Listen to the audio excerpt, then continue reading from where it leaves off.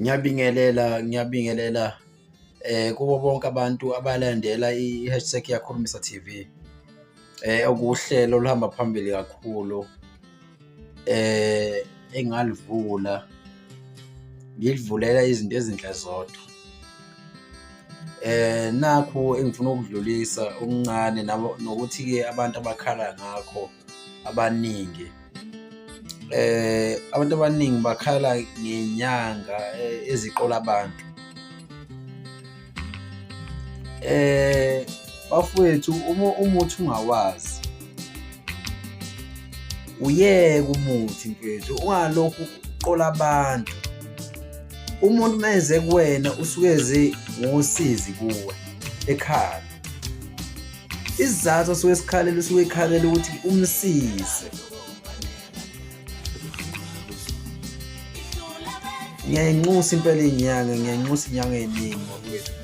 Ayimuhle ukuqola abantu, ayimuhle ukuqola abantu. Zikhona izinyanga zangempela ezisebenzayo, zikhona, kodwa nje siyanxusa impela kulezi zinyanga Nkosi yami eziqola abantu. Ayiyeke ukuqola abantu, ayiyeke izinyanga ezinye umuzi umuntu ekhuluma ethi-ke amajaji ngiyawazi, amajaji esho into angayazi, ekhuluma ngamajaji ethi into yabaprofethi ngiyakwazi ukuyenza, esho umuntu into engayazi.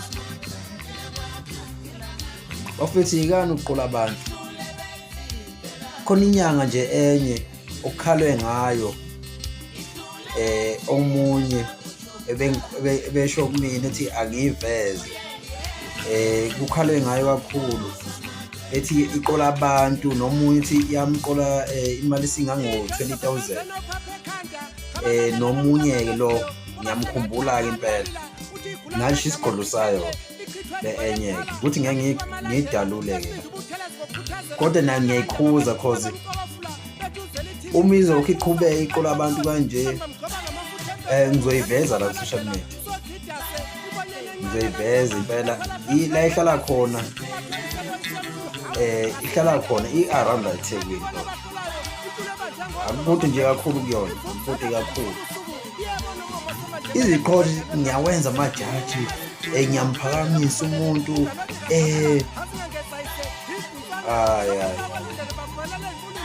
ngibulala umnyaka, ngiyabulala umnyaka. Angisiyi inyanga kodwa ngingabona uma ngomqhele, angisiyi inyanga bafethu, kodwa niyayibulala unyaka, ngiyabulala. Nenza ukuthi-ke singabe sanithemba nomuntu eyenza into kodwa singayithembi lento akayenzayo. Umuntu ehamba uyoshutha komunye umuzi, maseqamba amanga ethi hhayi nawo umuzi wami, isithabathaba somuzi. Uma sifika khona isigodlo engafika kusona, ngathi uma ngingena kusona, ngathi uma ngingena kulesi sigodlo lesa singcolile, umuzi nje ngathi ngiyabuka eceleni, hayibo nakho usakhamaranyana sho ukuthi usuke uyividiyorayiza ngayo lento le, qamba amanga.